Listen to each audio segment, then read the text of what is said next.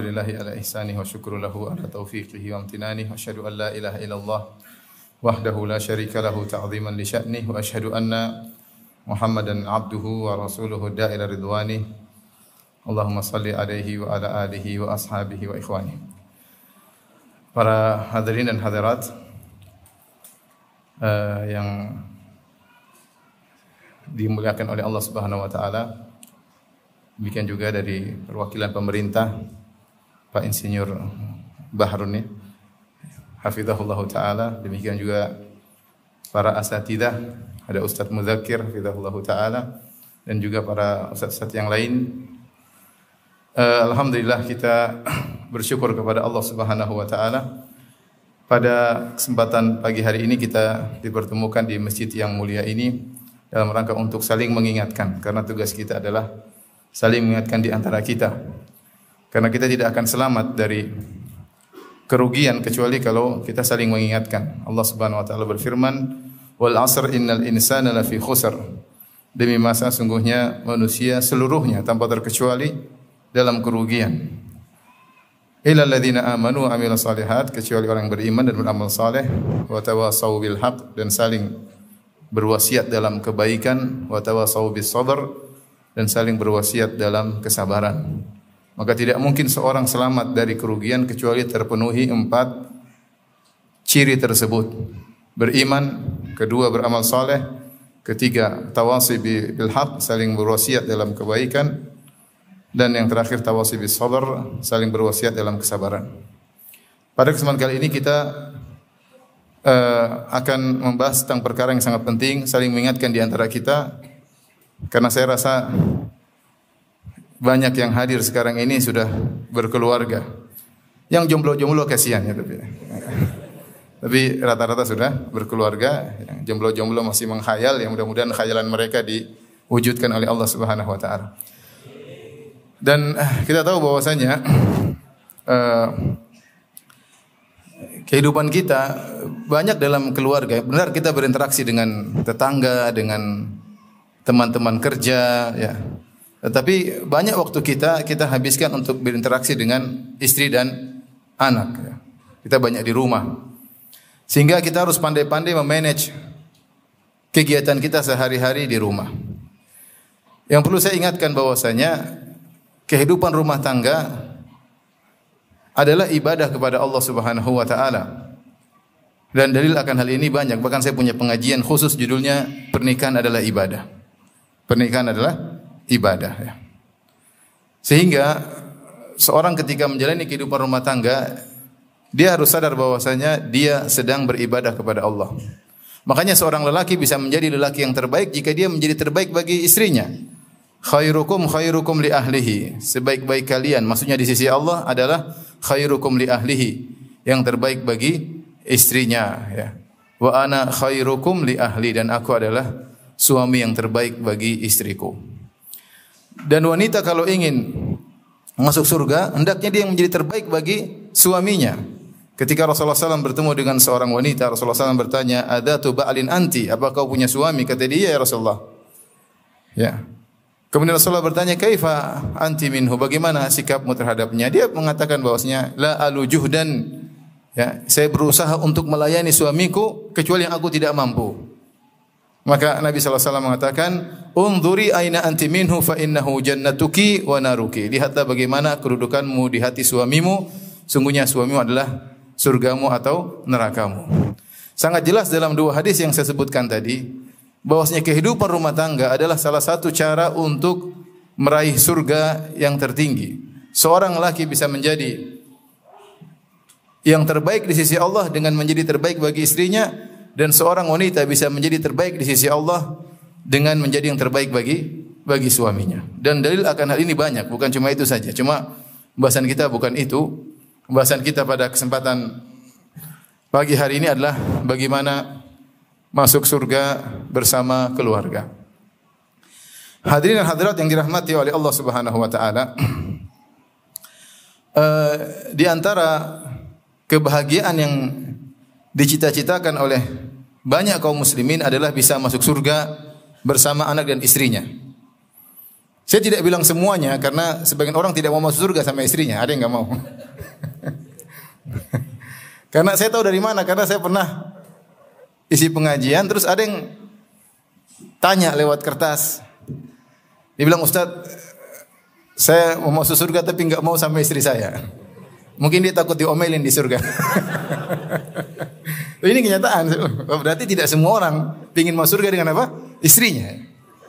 Karena kalau kita lihat orang-orang itu kadang-kadang gambar apa abi umi bikin masuk surga bareng-bareng, tapi ternyata ada yang tidak mau ya. Makanya saya bilang kebanyakan orang kaum muslimin ingin masuk surga bersama anak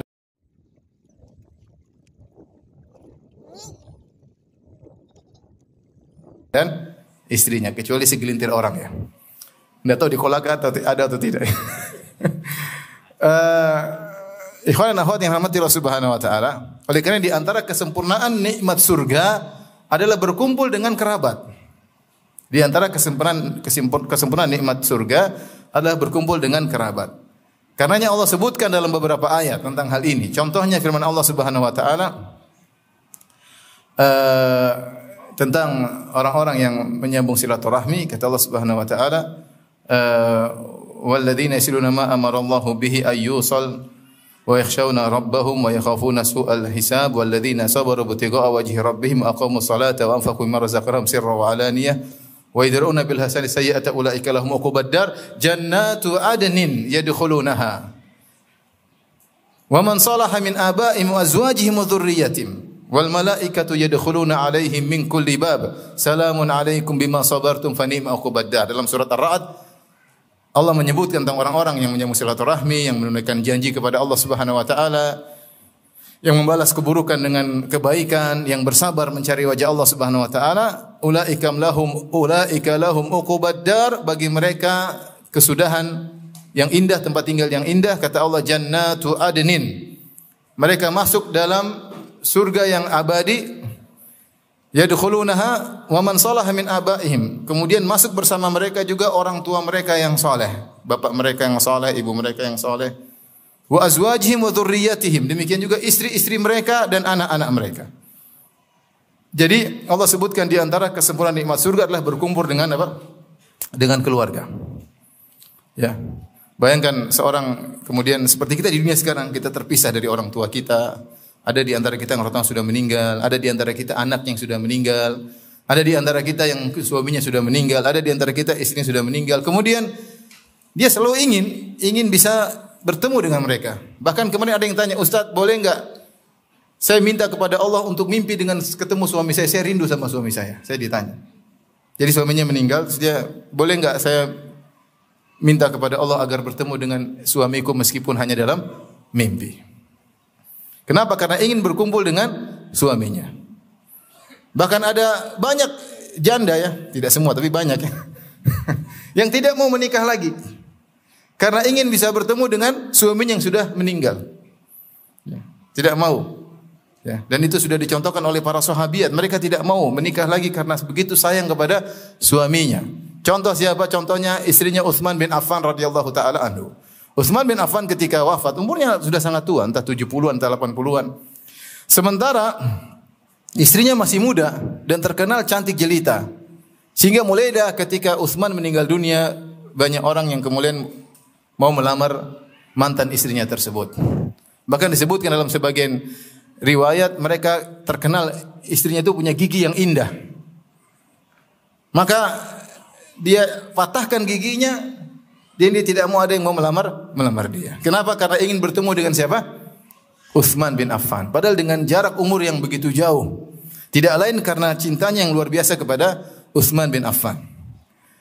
Kemudian juga kisah Ummu Darda. Ummu Darda. Ketika Abu Darda radhiyallahu taala anhu meninggal dunia, orang-orang melamar dia, di antaranya Muawiyah bin Abi Sufyan. Melamar Abu Darda. Istrinya Abu Darda itu Ummu Darda. Maka Ummu Darda tidak mau menerima lamaran tersebut, ya, karena hadis Nabi sallallahu alaihi wasallam, al-mar'atu li akhiri azwajiha, atau kama qala Nabi sallallahu alaihi wasallam, wanita itu bersama suaminya yang terakhir di surga. Sehingga dia tidak mau seorang pun menggantikan suaminya, yaitu Abu Darda. Ya. Menunjukkan apa? Menunjukkan bahwasanya bertemu dengan keluarga di surga kelak adalah suatu impian. Impian banyak orang. Kita saja, mungkin sebagian kita orang tua sudah meninggal. Kita berharap bisa bertemu dengan mereka di mana? Di surga. Karenanya di antara kesempurnaan nikmat surga adalah dikumpulkan kembali dengan keluarga, dengan ayah dan ibu, dengan suami, dengan istri dan anak-anak. Ayat yang lain yang menunjukkan akan hal ini dalam surat Ghafir, para malaikat berdoa, Rabbana wa adkhilhum jannati adnin allati wa'adtahum wa man salaha min abaihim wa azwajihim wa dhurriyyatihim innaka antal azizul hakim wa qihimus sayyi'at. Malaikat berdoa kepada Allah, ya Allah, masukkanlah orang-orang ini yang beriman dan bertobat kepada Allah Subhanahu wa taala, masukkanlah mereka ke dalam surgamu yang kekal abadi.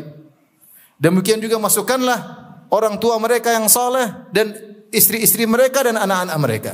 Jadi malaikat pun tahu bahwasanya di antara kesempurnaan kebahagiaan di surga adalah berkumpulnya seorang dengan keluarganya. Maka malaikat mendoakan orang-orang yang beriman dan bertobat kepada Allah Subhanahu wa taala untuk dikumpulkan dalam surga bersama keluarga mereka. Dan demikian juga Allah sebutkan dalam Al-Qur'an untuk menyempurnakan kebahagiaan seorang, Allah susulkan anak-anaknya kepada orang tuanya. Kata Allah Subhanahu wa taala dalam surat Tur, kata Allah Subhanahu wa taala, walladzina amanu wattaba'athum dzurriyyatuhum biimanin alhaqna bihim dzurriyyatahum wama alatnahum min amalihim min syai' kullu imri'in bima kasaba rahin. Kata Allah Subhanahu wa taala, orang-orang yang beriman kemudian diikuti oleh anak-anak mereka yang juga beriman setelah itu. Jadi orang tuanya sudah meninggal dulu, kemudian anaknya beriman. Kata Allah, alhaqna bihim dzurriyyatahum, kami susulkan anak-anak mereka dengan mereka. Artinya apa? Bisa jadi orang tuanya misalnya level surganya tinggi, misalnya orang tuanya di level 10, ternyata anaknya mungkin cuma level 2. Kata Allah, alhaqna bihim dzurriyyatahum, kami susulkan anak-anaknya supaya selevel dengan orang tuanya. Wa ma alatnahum min amalihim min syai'. Dan ini tidak mengurangi amal orang tua. Karena kalau secara logika sederhana, misalnya orang tua level 10, anaknya level 2, supaya bisa ketemu, maka harus ada amal dari orang tua yang diberikan kepada anak-anak sehingga mungkin ketemunya di level 5 misalnya. Ya. Jadi ada pahala yang diberikan kepada anaknya supaya ketemu di level 7 kayak level 6 kayak. Tetapi aturan Allah tidak demikian. Allah ingin memuliakan orang-orang tua ini. Caranya alhaqna bihim dzurriyyatahum, ini anak-anak yang harusnya level 2 Allah angkat ke level 10. Wa ma alatnahum min amalihim min syai', kami tidak mengurangi amalan orang tuanya, enggak. Tidak mengulangi amalan orang tuanya. Tapi bagaimana dengan kesalahan anak-anaknya? Kullu mri'in bima kasaba rahin. Adapun masalah dosa masing-masing, kata Allah Subhanahu wa taala. Jadi ini bentuk pemulihan Allah kepada orang-orang beriman. Allah Subhanahu wa taala mengumpulkan mereka dengan anak-anak mereka. Karenanya ikhwan dan akhwat yang dirahmati Allah Subhanahu wa taala, bapak-bapak dan ibu-ibu yang dirahmati Allah Subhanahu wa taala, kita harus meyakinkan dalam diri kita, dalam benak kita bahwasanya pernikahan adalah ibadah. Hidup rumah tangga ini memang ada duniawinya ada, tetapi sungguhnya di balik duniawi itu adalah ibadah. Makanya Nabi SAW mengatakan, "Man raghiba an sunnati falaysa minni." Siapa yang benci dengan sunnahku itu pernikahan bukan dari golonganku. Yang Nabi SAW mengatakan, ya, man tazawwaja faqad istakmala nisfa dinihi. Siapa yang menikah maka telah sempurna setengah agamanya. Siapa yang menikah telah sempurna apa? Setengah agamanya. Yang jomblo-jomblo belum ya? Belum. Yang sudah menikah sudah sempurna setengah agamanya. Falyajtahid fi nisfil baqi. Tinggal dia berusaha untuk menyempurnakan sisa setengah agamanya yang lain. Ya.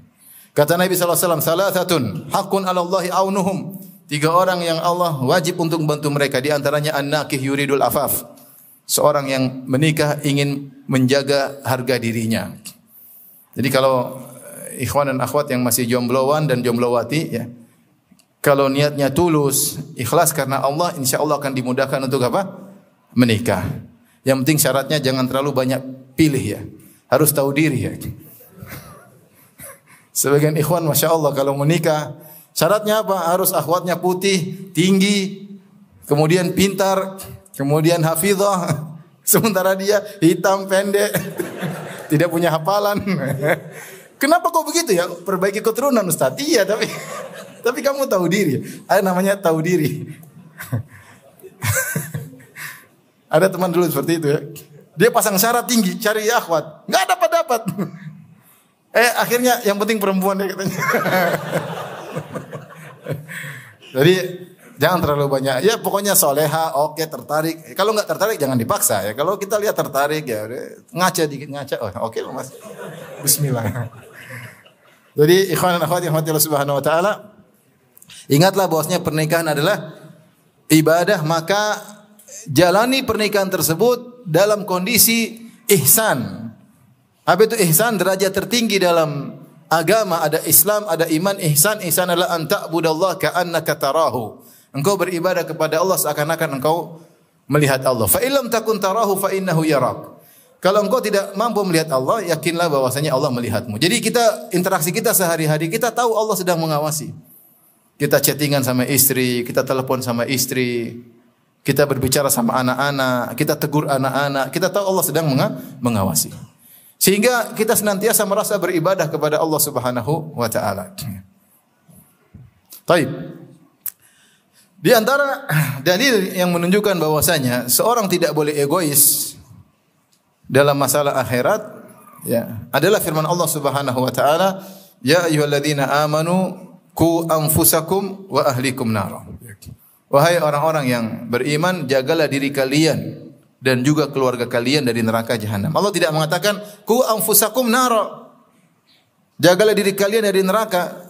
Tidak, tapi Allah masih lanjutkan wa ahlikum, dan jagalah keluarga kalian dari neraka. Tidak boleh seorang lelaki egois, lihat anaknya tidak ngaji, istrinya tidak ngaji, dia enggak peduli. Anaknya enggak salat, istrinya enggak pakai jilbab, dia enggak peduli. Loh, kamu enggak ngurus anak istri? Enggak ada masalah. Nanti di surga saya dapat bidadari. Itu biar aja, di neraka enggak ada masalah. Enggak boleh. Enggak boleh. Anda berkewajiban untuk mendidik anak istri. Enggak boleh. Kalau Anda tidak mendidik mereka, Anda bermasalah di akhirat. Karena mendidik anak istri wajib hukumnya. Ku anfusakum wa ahlikum nara. Sampai Imam Ibnu Qayyim rahimahullah taala menyebutkan banyak orang tua yang menuntut anaknya berbakti kepada dia. Dia tahu bahwasanya anak-anak punya kewajiban untuk berbakti sama dia. Dia lupa bahwasanya dia punya kewajiban untuk mendidik anak-anak. Bahkan Ibnu Qayyim rahimahullah mengatakan bisa jadi ya kewajiban dia terhadap anak-anak lebih. Dan betapa banyak kerusakan terjadi pada anak-anak gara-gara orang tua yang tidak memperhatikan anak-anak. Jadi kita berkewajiban mengajak anak-anak kita, istri-istri kita untuk apa? Sama-sama bahagia di surga. Jangan masuk surga sendirian. Allah Subhanahu wa taala juga berfirman, "Wa'mur ahlaka bis-salati wastabir 'alaiha la nas'aluka rizqan nahnu narzuquk wal 'aqibatu littaqwa." Kata Allah Subhanahu wa taala, perintahkanlah keluargamu untuk salat. Jadi bukan kamu salat sendiri. Kamu perintahkan keluargamu untuk salat juga. Wa'mur ahlaka. Ya jelas kamu sudah salat. Selanjutnya apa? Wa'mur ahlaka. Perintahkanlah keluargamu untuk salat. Wastabir 'alaiha, dan bersabarlah dalam salat dan sabar dalam memerintahkan anak-anak dan istri untuk salat. La nas'aluka rizqan, kami tidak minta kepada engkau rizki. Jangan sampai gara-gara kau cari rizki, cari harta sehingga lupa menasihati anak-anak dan istri. Nahnu narzukuk, justru kami beri rizki kepadamu. Kalau kau sisihkan waktu untuk menegur anak-anak dan istri untuk ibadah, kami akan tambahkan rizki. Makanya sebenarnya Allah mengatakan di antara sebab tambahnya rizki adalah menasihati anak dan istri untuk salat. Untuk salat.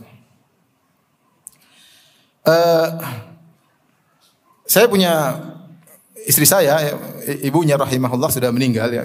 Ustaz Muzakir juga tahu, hafizahullah taala. Ibu istri saya orang yang paling suka menyuruh anaknya untuk salat. Mesti anaknya sudah gede-gede ditelepon. Dia telepon suruh salat. Subuh ditelepon suruh salat. Kalau saya lagi main di rumah mertua, bangunkan. Firanda, bangun. Salat malam. Saya pikir dia selalu salat malam. Setahu saya dia selalu salat malam dan selalu salat duha, tidak pernah tinggalkan. Mau saya begitu ya. Kadang kita jengkel. Kadang kita bilang, "Bu, saya lulusan Madinah, Bu, enggak usah ditegur." Tapi gimana gitu kan? "Ya, Bu." "Ya, Bu, ya Mak, gitu kan. Diketuk. Bangun. Iya, kita kan kadang-kadang ibuin macam-macam aja. Ya, tapi ya gitu. Maksudnya ada orang-orang seperti itu, anaknya sudah gede-gede pun dia telepon untuk ingatkan salat. Ya. Oleh karenanya Allah mengatakan tadi wa'mur ahlaka bis salati. Perintahkan keluargamu untuk salat. Wastabir 'alaiha, bersabarlah untuk salat. Istibar yaitu lebih daripada sekedar sabar, bertambah kesabaranmu untuk salat dan juga untuk perintahkan mereka untuk salat. Sabar. Ya, sabar. Jadi ini semua dalil yang saya sebutkan tadi dari awal sampai akhir menunjukkan bahwasanya kalau mau masuk surga harus bareng-bareng. Harus bareng-bareng, ya. Tapi bagaimana cara kita masuk surga bareng-bareng bersama anak dan istri? Nah, kita harus mengetahui apa tujuan pernikahan yang disebut dengan maqasiduz zawaj. Apa sih tujuan utama kita menikah? Para ulama menyebutkan banyak tujuan pernikahan, tapi di antara tujuan utama maqasiduz zawaj al-asasiyah ada 3. Yang pertama adalah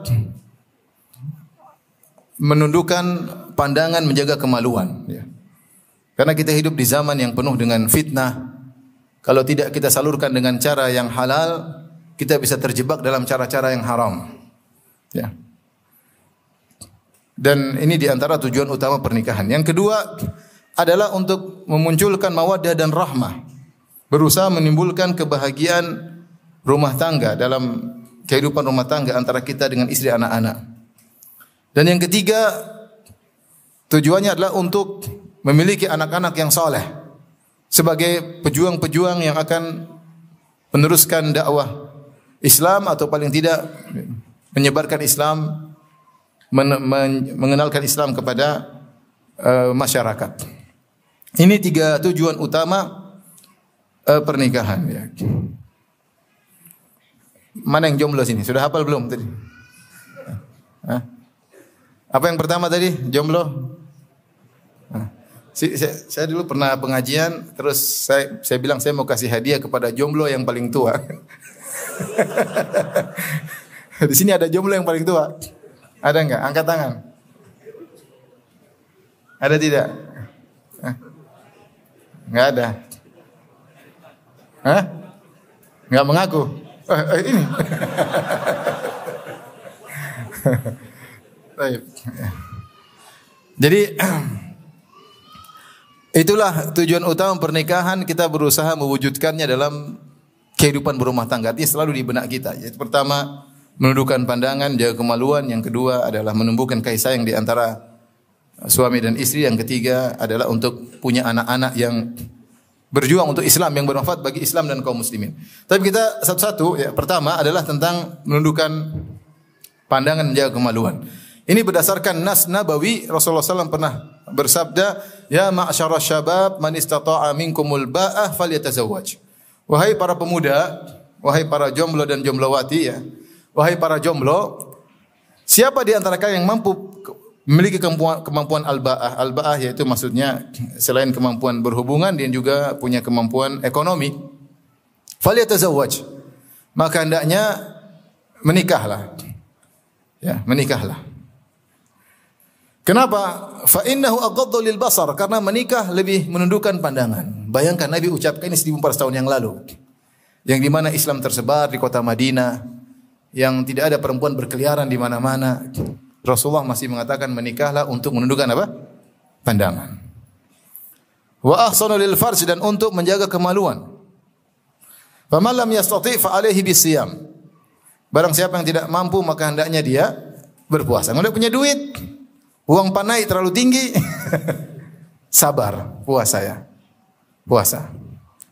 Kalau punya duit, nikah.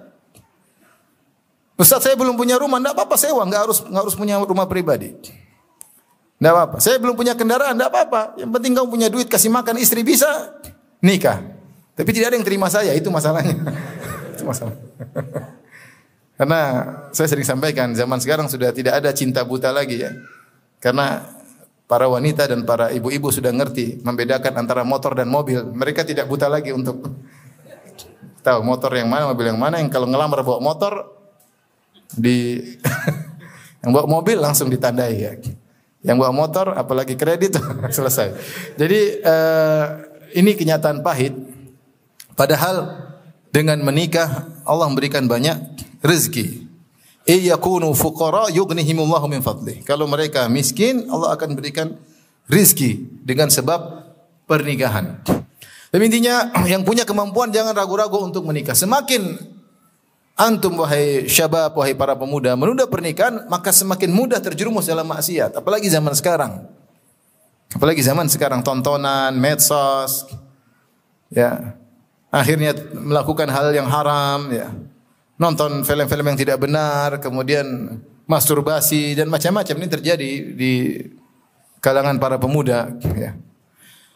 Sehingga waktu dia habis untuk maksiat kepada Allah Subhanahu wa taala dan hidup dalam khayalan-khayalan yang hanya menambah dosa baginya. Maka kalau antum punya rezeki, segera menikah, ya.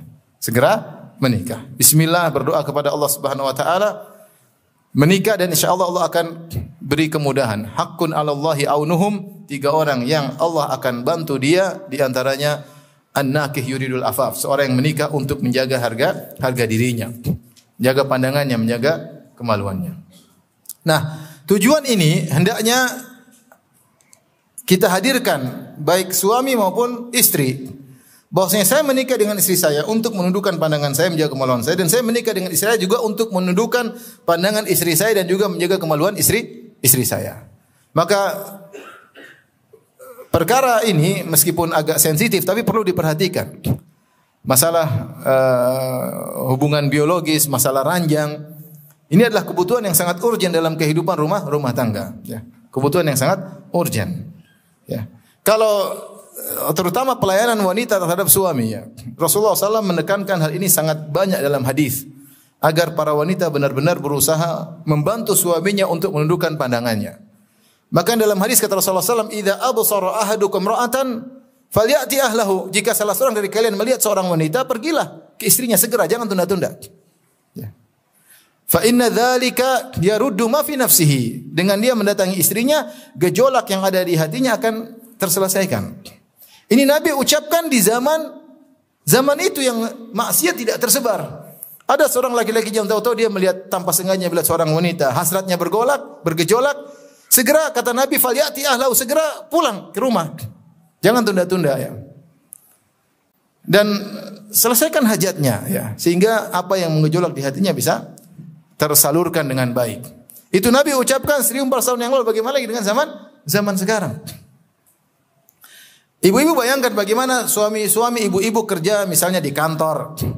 Di kantor kemudian di kantor ketemu dengan wanita-wanita yang cantiknya luar biasa, ya. Karena saya yakin semua wanita yang kerja di kantor, ya, artinya kebanyakannya atau mayoritas atau hampir seluruhnya, tidak ada yang kerja kantor tidak bermacak, tidak bersolek, enggak ada. Dia kalau pergi ke kantor dia pasti bersolek. Entah setengah jam di hadapan cermin.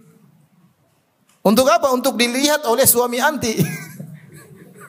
Bukan dilihat sama suaminya, dilihat sama suami anti yang kerja sama dia di kantor. Nah, maka ketika seorang laki bekerja di kantor, kita kenyataan sekarang, kita laki-laki perempuan campur ikhtilat, ya, kondisi seperti itu.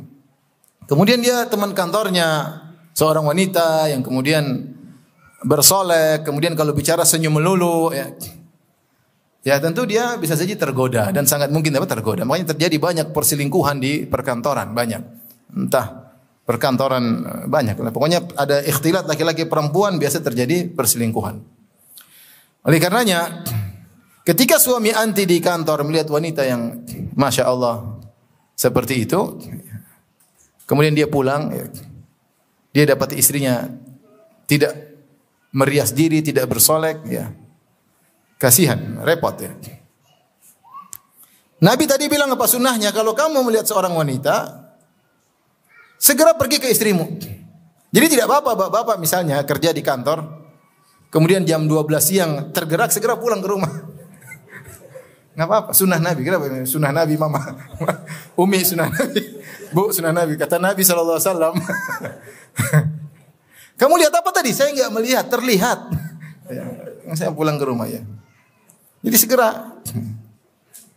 Tapi kenyataan pahit yang didapatkan, seorang lelaki di kantor melihat wanita yang cantik, Masya Allah. Begitu pulang ke rumah, istrinya ternyata tidak bersiap. Ya, bajunya sembarangan, bukan baju tidur, baju perang yang dipakai. Kemudian tidak pakai parfum, baunya bau minyak telon sama minyak kayu putih sama minyak kampak, ya repot. Kadang bawa pesing ya. Gimana? Gimana kemudian dia, ya lelaki wajar lah. Kemudian timbul komparasi, perbandingan itu wajar aja ya. Di kantor sebegitu, di rumah seperti ini. Nanti istrinya kalau mau keluar rumah baru berhias. Bukan buat suaminya, tapi buat suami orang lain. Itu musibah yang terjadi. Ya. Dahulu para sahabiat mereka berhias untuk suami mereka. Makanya dalam Sahih Al-Bukhari ketika Salman Al-Farisi datang mengunjungi Abu Darda. Abu Darda lagi tidak di rumah. Kata sang perawi, wajada Ummu Darda mutabaddzilah. Maka Salman Al-Farisi mendapati Ummu Darda pakaiannya enggak rapi. Makanya ada masalah. Salman berkata, ya, ada apa? Wahai Ummu Darda, kenapa begitu? Bajunya kok enggak rapi? Kan suami bisa datang kapan-kapan. Kenapa baju seperti itu, baju yang tidak rapi? Kata Ummu Darda, akhuka laisa lahu fid dunya hajah. Saudaramu Abu Darda tidak butuh dengan dunia. Artinya saudaramu Abu Darda tidak butuh untuk bermesraan denganku. Sebagian ulama mengambil faedah bahwasanya berarti sahabiat dahulu mereka berusaha menyambut apa? Suaminya. Sehingga aneh kalau di rumah pakai baju enggak benar, itu aneh. Aneh, makanya Salman heran ketika melihat Ummu Darda pakai baju yang enggak rapi, dia bilang, "Ada apa dengan engkau?" Dia tegur. Dan jawabannya pas, ngapain saya berrias sementara suamiku tidak butuh dengan saya? Ini dalil bahwasanya sahabiat mereka berusaha menyiapkan diri mereka untuk melayani apa? Suami mereka. Makanya Rasulullah SAW melarang di zaman dahulu. Taib, kita lanjutkan. Ikhwan akhwat yang rahmatillah subhanahu wa ta'ala. Jadi sunnahnya adalah para wanita berrias untuk suaminya, bukan untuk suami orang lain. Makanya Nabi SAW dalam hadis Nabi SAW an yatruka ar-rajulu ahlahu lailan. Rasulullah SAW melarang seorang dahulu kalau pulang safar untuk pulang malam hari. Enggak boleh. Dulu enggak ada SMS, enggak ada WhatsApp, enggak ada pemberitahuan.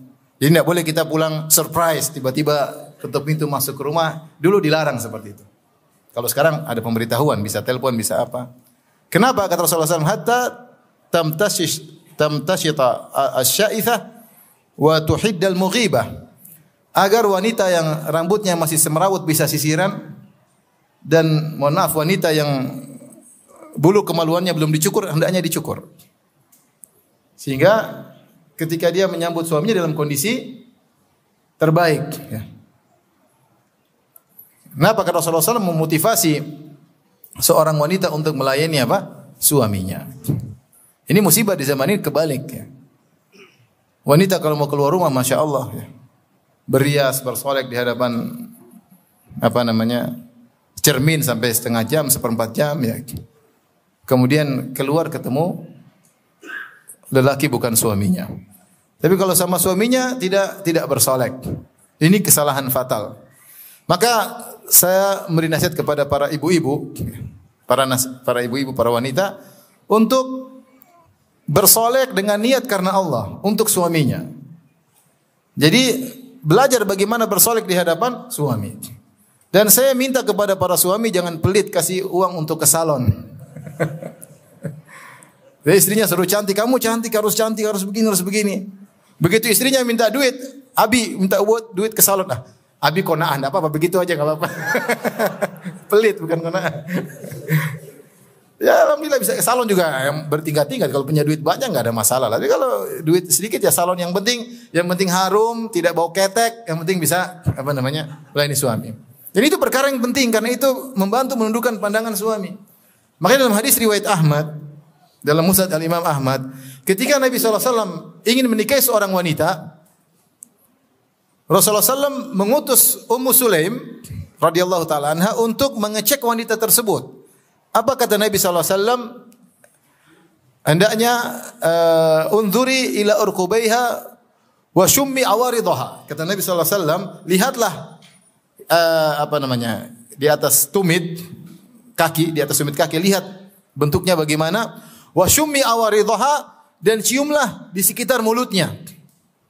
Nabi suruh Ummu Sulaim untuk mengecek ini wanita menjaga kebersihan mulutnya atau tidak. Berarti kan masalah kebersihan itu penting. Makanya Rasulullah cek, kalau enggak bersih, Rasulullah tidak mau sallallahu alaihi wasallam. Bagaimana kita nikah sama perempuan cantik tapi kalau bicara enggak enak. Kamu kok nundukkan pandangan terus, kan bukan hati serangan. Nabi SAW kalau pertama masuk rumah apa? Karena idza dakhala al-bait bada bisiwak. Kalau masuk rumah pertama bersiwak. Supaya ngobrol sama istri enak. Artinya ini semua dalil-dalil ini menunjukkan bahwasanya wanita hendaknya bersolek untuk apa? Suaminya. Dan niatkan karena Allah. Ibu-ibu pergi ke salon karena Allah. Ya, olahraga karena Allah. Ya. Badan diperhatikan karena Allah. Memang benar masih masa pertumbuhan, tapi jangan terlalu melar, jangan terlalu. Ya, artinya jaga-jaga juga ya. Semuanya ya. Kecuali memang kalau ada sesuatu mungkin karena kesehatan dan yang lainnya, tapi dia berusaha melayani suaminya karena Allah Subhanahu wa taala.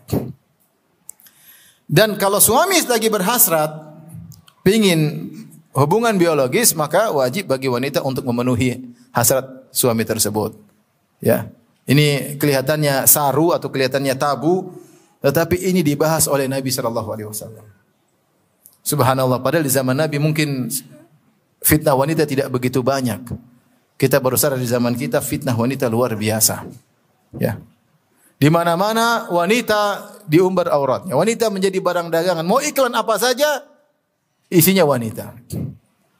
Mau iklan apapun, gambar wanita gede, nanti barangnya yang dijual kecil. Yang penting ada gambar cewek. Iklan mobil kayak iklan apa, wanita. Ya. Sehingga hal-hal yang membuat syahwat para laki berkobar banyak sekarang. Makanya Nabi masalah kewajiban wanita untuk memenuhi kebutuhan biologis suami, Nabi tegas. Nabi tegas ya. Rasulullah SAW bersabda dalam hadis yang sangat tegas, kata Rasulullah SAW, "Idza da'a rajulun ra'atahu ila firashihi fa'abat fabata ghadban la'anatal malaikatu hatta tusbih." Kalau seorang laki mengajak istrinya untuk berhubungan biologis, kemudian istrinya tidak mau, enggan tanpa ada alasan syar'i, ya.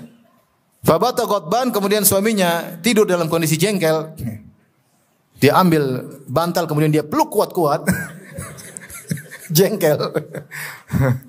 La'anat hal, itu bukan pengalaman pribadi, jangan salah ini. La'anat hal malaikatu hatta tusbih, maka wanita tersebut dilaknat oleh malaikat sampai pagi hari. Ini saya khawatir sebagai wanita jadi tidak bertakwa kepada Allah, malas ibadah, sukanya Instagram lulu. Kenapa? Karena dilaknat malaikat bisa jadi. Karena dia tidak melayani suaminya. Tidak melayani suaminya. Rasulullah sangat tegas dalam hal ini. Kata Rasulullah, kata Allah Subhanahu wa taala, "Nisa'ukum harthul lakum fa'tu harthakum anna syi'tum." Sungguhnya istri-istri kalian adalah sawah ladang bagi kalian. Datangilah sawah ladang kalian anna syi'tum, yaitu mata syi'tum wa kaifa syi'tum. Kapan saja terserah dan bagaimana caranya mendatangi istri terserah, kata Allah Subhanahu wa taala. Dan Rasulullah dan Allah ketika menyebutkan itu untuk motivasi. Silakan datang istri kalian kapan saja. Mau jam 1 siang, mau jam 3 malam, mau jam 3 lewat 15 menit. Karena hasrat itu bisa muncul tiba-tiba. Bisa muncul tiba-tiba. Tiba-tiba melihat suatu berhasrat, tiba-tiba memikirkan suatu berhasrat. Dan itu yang tahu adalah para lelaki. Oleh karenanya, wanita mencari pahala dari sini, berusaha melayani apa? Melayani suaminya. Tentunya suami juga harus berusaha bagaimana memberi pelayanan kepada istrinya. Masing-masing berusaha dituntut untuk bisa menundukkan pandangan pasangannya dan bisa untuk menjaga kemaluan pasangannya. Ya. Tetapi biasanya yang mencari lelaki, ya, kenyataan menunjukkan hasrat lelaki lebih cepat daripada apa? Wanita. Oleh karenanya Rasulullah mengatakan tadi kalau suami mengajak, istri tidak mau dilaknat oleh malaikat. Kemudian dalam hadis kata Rasulullah SAW, kalau suami mengajak, hendaknya istri memenuhi. Wa in kanat ala tanur, kata Nabi, meskipun sang istri sedang membakar roti di tanur. Tanur itu alat panggang lah. Kata para ulama, kalau seorang wanita sedang bakar roti di alat panggang, tahu-tahu suaminya kepingin, ya, suaminya kapan lihat istrinya lagi masak tiba-tiba berhasrat. Dan itu sangat mungkin terjadi ya. Maka suaminya panggil, tinggalkan itu panggang-panggangan. Bahkan kata para ulama, meskipun rotinya hangus nggak ada masalah. Kenapa? Karena ada maslahat yang lebih besar. Kalau kamu mendahulukan roti, memang ada kemaslahatan, tapi mudarat suamimu dalam kondisi suruh nunggu setengah jam, 1 jam lagi, waduh, kelamaan ya. Makanya kalau ibu-ibu lagi misalnya goreng apa kayak goreng ini, suami kepingin ada panggilan berjihad bukan? Panggilan seruan dari hati yang paling dalam, maka sudah matikan kompor, layani suami, berpahala di sisi Allah. Itulah sebab masuk surga seperti itu. Bahkan dalam sebagian saya ceramah bapak-bapak yang begini. Saya bukan bapak, saya ibu yang begini, bukan bapak. Ini saya ceramah bapak. Bukan bapak yang saya butuh begini, saya butuh ibu yang begitu. Ah, itu.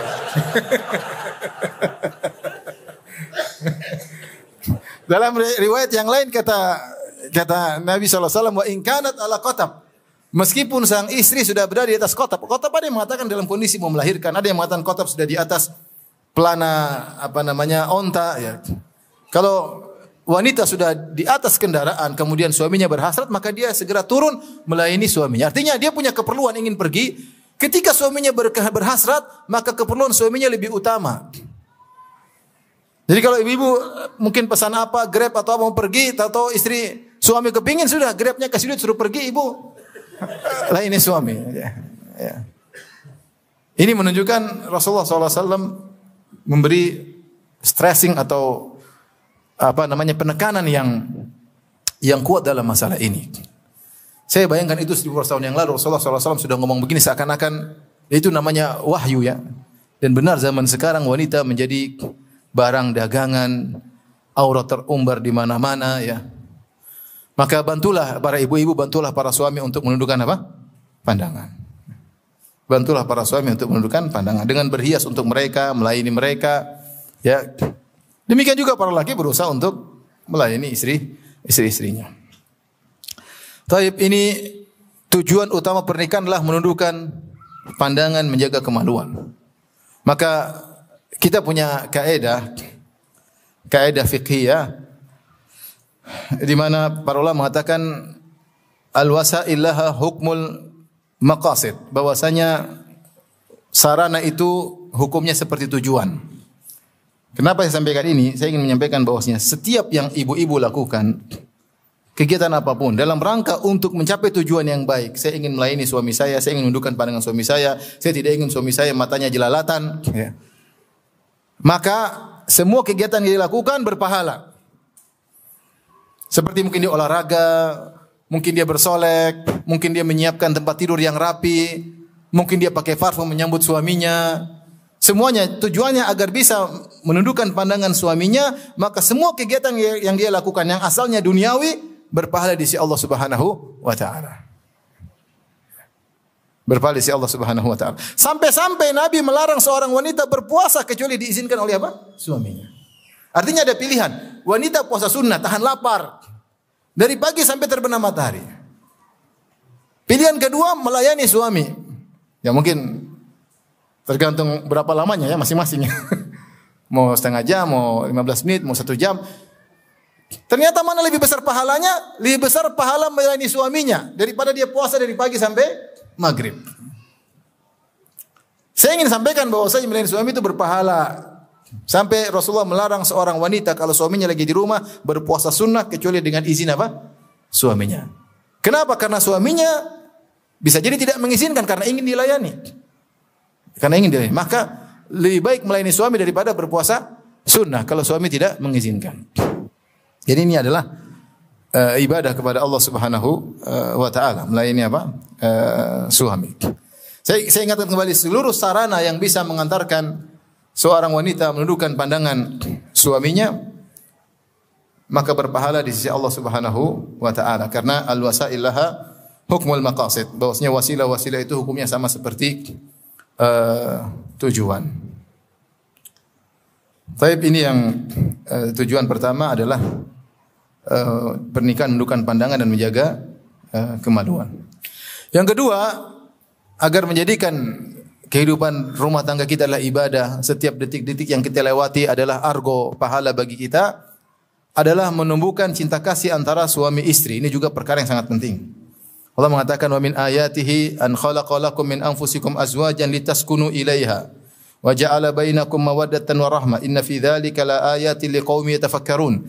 Kata Allah, di antara tanda-tanda kebesaran Allah, di antara tanda-tanda rububiyah Allah, di antara tanda-tanda wahdaniyah Allah Subhanahu wa taala, bahwasanya Allah itu ada, Allah itu Tuhan. Allah menjadikan bagi kalian istri-istri kalian berpasang-pasangan. Wa ja'ala bainakum mawaddatan wa rahmah, dan Allah jadikan di antara kalian cinta dan kasih sayang. Ya. Ada sakinah, ada mawaddah dan rahmah, ya.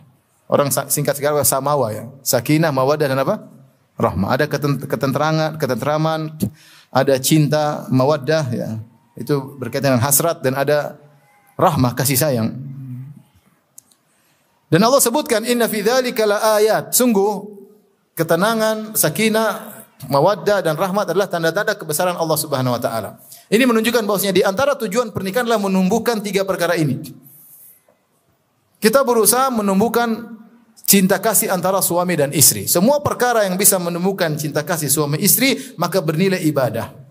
Yang penting kita niatkan. Bernilai ibadah. Dalil akan hal ini banyak. Bahwasanya menumbuhkan cinta kasih adalah ibadah. Seperti hadis Nabi SAW. Ya, lasta tunfiqu nafaqatan tabtaghi bi wajhi Allah illa ujirta 'alaiha luqmatan tajlu fi imra'atik. Engkau tidaklah mengeluarkan infak apapun atau pengeluaran apapun kau niatkan karena Allah kecuali kau dapat pahala sampai suapan yang kau suapkan ke mulut apa? Istrimu. Kita mesra dengan menyuap istri, ya, dapat pahala. Apa tadi? Nyuap istri dapat apa? Pahala. Siapa yang hari ini suap istrinya? Kapan terakhir antum suap istri? Coba. Hah? Tadi pagi. Cuma pas aja, pas apa? Bulan madu, ya. Lama-lama jadi bulan bawang, tidak ada lagi. Artinya apa? Kondisi seperti itu yang kelihatannya benar-benar kemesraan duniawi, tidak ada nilai akhiratnya sama sekali. Ternyata kalau kita niatkan karena Allah dapat pahala. Dapat pahala. Rasulullah SAW bersabda, wa fi buti ahadikum sadaqah. Engkau menggauli istrimu berpahala. Menggauli istri berhubungan biologis dapat pahala. Niatkan karena Allah Subhanahu wa taala. Saya ingin menundukkan pandangan istri saya ingin menyenangkan istri saya. Semua perkara yang buat cinta kasih berpahala. Bahkan bohong untuk itu pun tidak ada masalah. La yurakhis fil Rasulullah SAW fil kadhib illa fi thalas. Rasulullah SAW tidak memberi keringanan dalam dusta kecuali tiga perkara. Di antaranya haditsul rajul limraatihi wa haditsul mar'ah zaujaha. Seorang lelaki ngobrol dusta dengan istrinya atau istrinya dusta dengan suaminya, itu dibolehkan. Dalam rangka apa? Menemukan cinta kasih. Sampai begitu agungnya cinta kasih antara suami istri, sampai Nabi membolehkan bohong untuk hal tersebut. Artinya bolehkan gombal. Kita boleh bergombal, ya. Bergombal ria. Bilang istriku, Masya Allah engkau tercantik di dunia, ya. Kalau lagi mati lampu.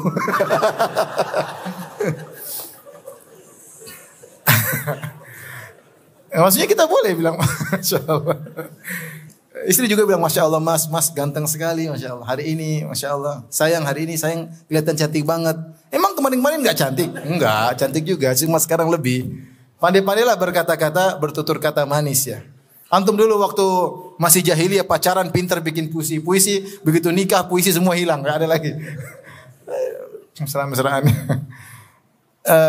Jadi sampai bohong saja diperbolehkan demi menjaga keharmonisan rumah tangga, kasih sayang suami istri. Dan itu dipraktikkan oleh Nabi SAW. Nabi SAW mandi bareng sama istrinya.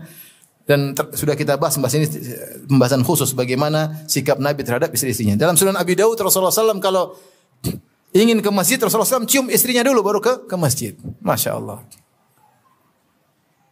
Antum praktekan enggak? Itu Nabi SAW. Dia contoh dalam segala hal. Bahkan dalam keromantisan Rasulullah SAW nomor 1. Sebelum ke masjid dalam Sunan Abi Daud Rasulullah SAW mencium istrinya baru ke masjid. Saya pernah berjalan, jalan kaki biasa saya, jalan kaki pagi-pagi. Kemudian saya lewat ada rumah-rumah orang awam, tahu-tahu ada seorang mau kerja. Orang awam, bukan orang ngaji. Istrinya entah pakai jilbab, entah saya lupa. Intinya, istrinya ngantar dia sampai ke pagar luar. Kemudian istrinya mencium tangan suaminya. Kayak melepaskan kepergiannya. Belum ke kantor, Masya Allah. Itu dipraktekkan ya. Sebagian orang itu bikin tradisi mereka. Ada tradisi yang baik, nggak ada masalah ya. Antum lah kalau mau kemana cium kening istri kayak, ya, mau cium pipinya kayak, mau berlanjut ya silakan terserah. Tapi maksudnya mesra, pergi mesra, tinggalkan ya, istri ya tentram. Kita laki-laki emang kelihatannya tidak apa sih gitu-gitu aja. Tapi bagi istri itu perkara yang sangat bermakna. Sangat bermakna. Lihat bagaimana Nabi SAW, dan saya perhatikan hadis ya, Aisyah cerita, Rasulullah SAW itu kalau mau minum, saya minum, kemudian Rasulullah SAW ambil gelas, Rasulullah putar, Rasulullah SAW minum di bagian bekas bibir saya. Kalau kita, apa sih gitu-gitu? Minum aja, nggak usah. Tapi Rasulullah tidak, Rasulullah tahu perasaan wanita. Kelihatannya sepele, tapi itu bermakna bagi wanita. Sampai Aisyah bercerita radhiyallahu ta'ala, kalau beliau makan, Rasulullah ambil bekas gigitan Aisyah. Ini Rasulullah SAW gigit di bekas gigitan apa? Aisyah. Jadi kalau antum makan, istri lagi makan apel, antum bilang, apelnya sini. Gigit dari sisi apa? Bekas gigitannya. Mami sudah sikat gigi belum?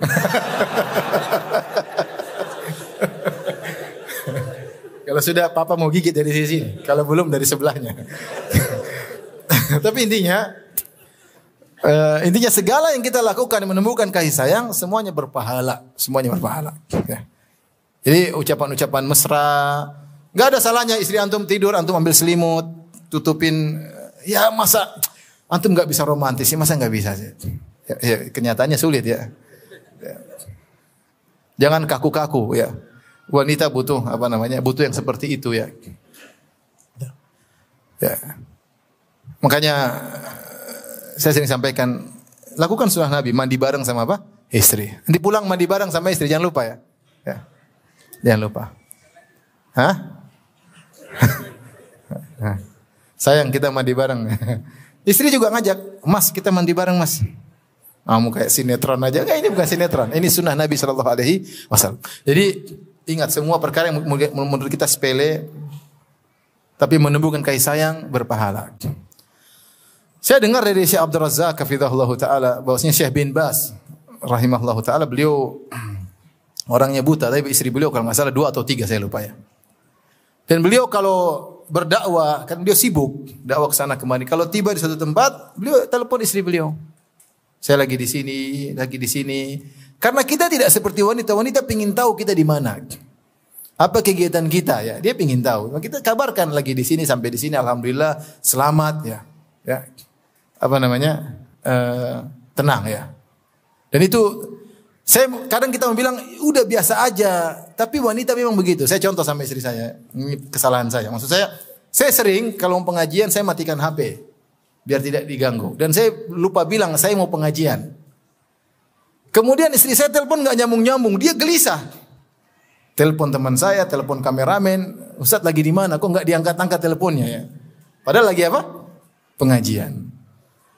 Seharusnya menurut saya bisa paham untuk ke 10 kalinya, tapi memang wanita tidak selalu punya perhatian lebih terhadap apa? Suaminya. Jadi tidak ada salahnya antum telepon lagi di sini, lagi ngapain, meskipun sedikit ya. WhatsApp juga gratis kan, dapat pahala. Antum tinggal WhatsApp, cuma waktu 1 detik, 2 detik sudah berpahala di sisi Allah Subhanahu Wa Taala, agar kasih sayang semakin muncul antara suami dan istri. Jadi semua perkara yang bisa menumbuhkan kasih sayang maka itu berpahala di sisi Allah Subhanahu wa taala. Yang terakhir adalah tujuan yang terakhir adalah bagaimana agar bisa mencetak generasi-generasi yang bertakwa kepada Allah Subhanahu wa taala. Allah berfirman, "Laqad arsalna rusulan min qablika faja'alna lahum azwajan wa dzurriyyah." Sungguh kami telah mengutus para rasul sebelum engkau wahai Muhammad, faja'alna lahum azwajan wa dzurriyyah. Kami jadikan bagi para rasul tersebut istri dan anak-anak. Anak-anak yang dimaksud adalah anak-anak yang berkualitas. Maka kita dituntut untuk memiliki anak-anak yang berkualitas. Nabi SAW bersabda, "Tazawwajul wadudal walud, fa inni mukatsirun bikumul umama yaumal qiyamah." Nikahilah wanita yang penyayang dan subur. Sungguhnya aku bangga punya pengikut yang banyak di hadapan nabi-nabi yang lain pada hari kiamat kelak. Riwayat dari Umar bin Khattab radhiyallahu taala anhu yang maknanya dia mengatakan, "Aku paksakan diriku untuk berhubungan biologis dengan istri-istriku meskipun saya tidak mau. Saya tidak berhasrat tapi saya paksakan agar bisa punya anak-anak, agar bisa punya anak-anak." Oleh karenanya ini tugas yang sangat berat. Setelah punya anak bagaimana mendidik anak-anak tersebut.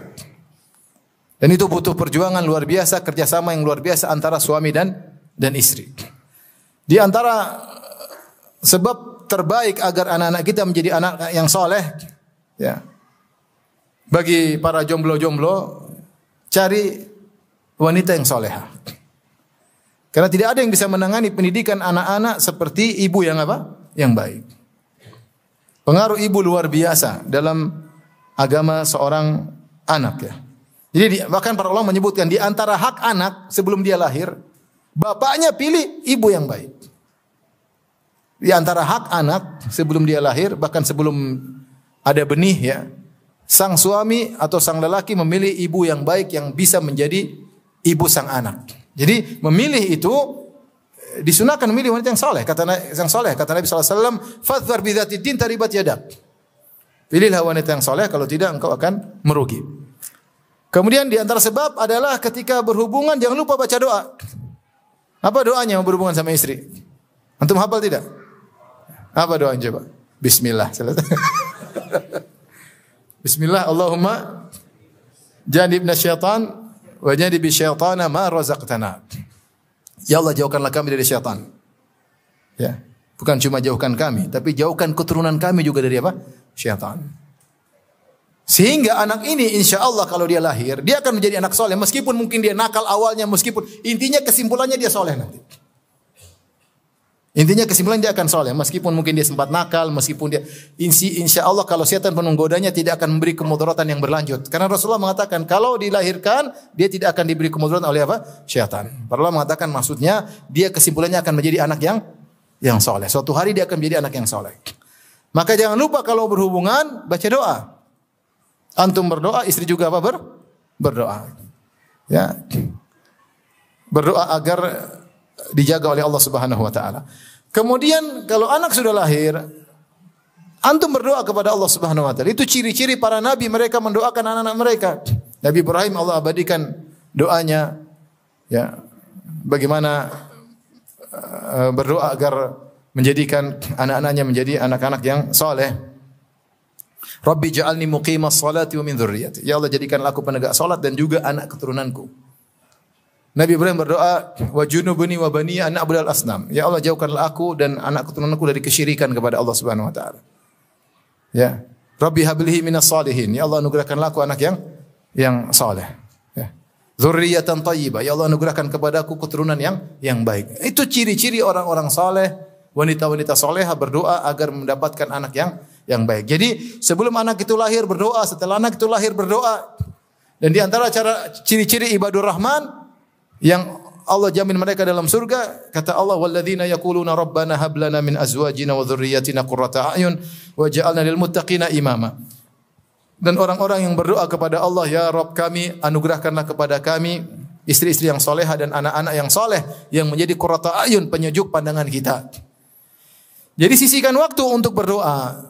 Ciri lelaki saleh, ciri wanita salehah, bapak yang baik, ibu yang baik adalah menyisihkan waktu untuk mendoakan anak-anak. Karena hidayah di tangan Allah Subhanahu wa taala. Kalau kita berdoa dan berdoa dan berdoa, Allah akan berikan hidayah kepada anak-anak insyaallah taala. Jadi jangan pernah bosan doakan mereka. Apalagi kita hidup sekarang, Anak-anak tidak ada yang menjamin. Dia mungkin SD oke, SMP oke. Ketika SMA, masa-masa kritis, hati-hati. Terus kita sabar, berdoa.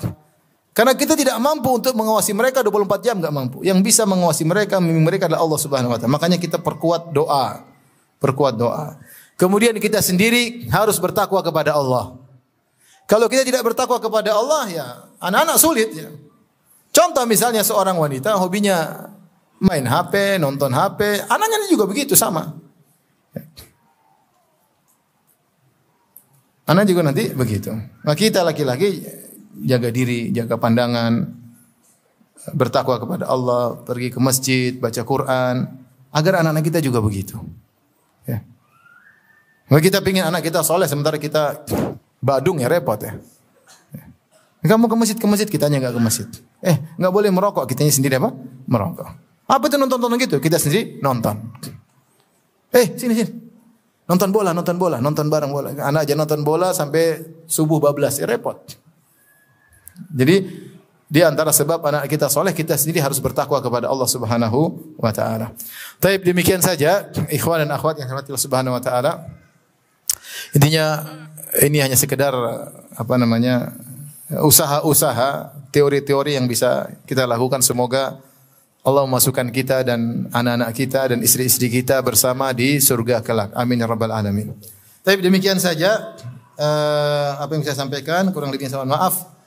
Mudah-mudahan kita bisa ketemu di kesempatan yang lain ya dengan izin Allah Subhanahu wa taala. Wabillahi taufik wal hidayah.